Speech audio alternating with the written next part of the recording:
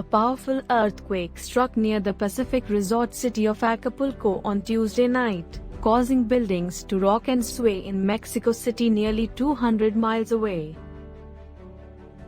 The U.S. Geological Survey said the quake had a preliminary magnitude of 7.0 and was centered 17 kilometers, about 10 miles, northeast of Acapulco.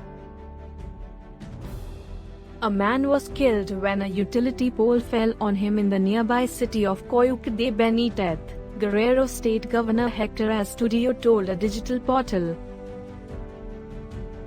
But President Andrés Manuel López Obrador said in a video message that there were no reports of major damage.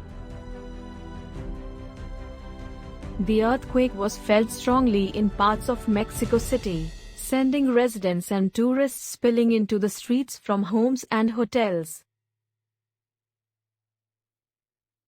Bordered by the Atlantic and Pacific Oceans, Mexico is one of the most seismically active places in the world, sitting atop 5 tectonic plates including 3 major ones.